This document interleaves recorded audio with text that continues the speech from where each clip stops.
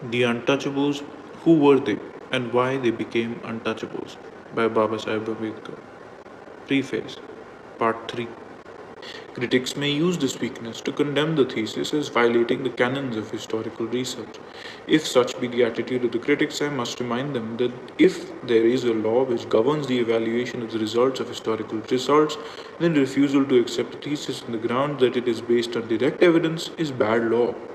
Instead of concentrating themselves on the issue of direct evidence versus inferential evidence and inferential evidence versus speculation, what the critics should concern themselves with is to examine 1. Whether the thesis is based on pure conjecture, and 2. Whether the thesis is possible, and if so, does it fit in with facts better than mine does.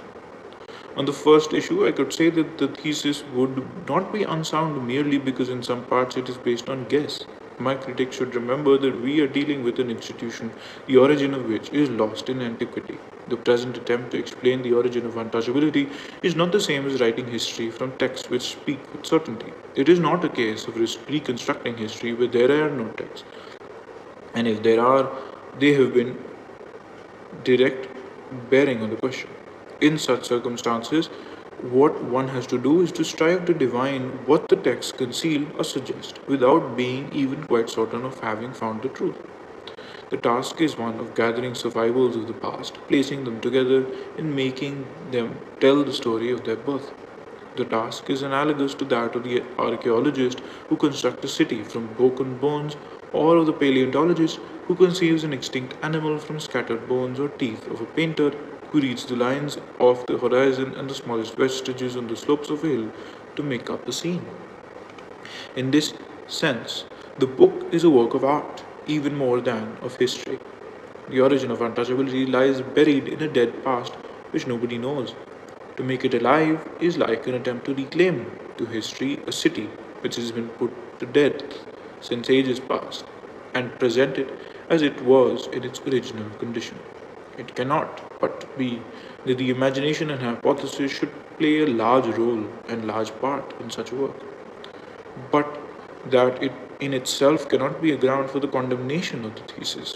For without trained imagination, no scientific inquiry can be fruitful, and hypothesis is the very soul of science. As Maxim Gorky has said, science and literature have much in common. In both, observation, comparison, and study are of fundamental importance. The artist, like the scientist, needs both imagination and intuition. Imagination and intuition bridge the gaps in the chain of facts by its as yet undiscovered links and permit the scientist to create hypotheses and theories which more or less correctly and successfully direct the searching of the mind in its study of the forms and phenomenon of nature. They are of literary creation. The art of creating characters and types demands imagination, intuition, and the ability to make things up in one's own mind. It is therefore unnecessary for me to apologize for having resorted to constructing links when they were missing. Nor can my thesis be said to be vitiated on that account, for nowhere is the construction of the links based on pure conjecture. The thesis, in great part, is based on facts and inferences from facts. And where it is not based on facts or inferences from facts, it is based on circumstantial evidence of presumptive character, resting on considerable degree of probability. There is nothing that I have urged in support of my thesis which I have asked my readers to accept on trust. I have at least shown that there exists a preponderance of probability in favor of what I have asserted. It would be nothing but pedantry to say that a preponderance of probability is not a sufficient basis for a valid decision. On the second point, with the examination of which I said my critics should concern themselves, what I would like to say is that I am not so vain as to claim any finality for my thesis. I do not ask them to accept it as the last word. I do not wish to influence their judgment. They are, of course, free to come up with their own conclusion.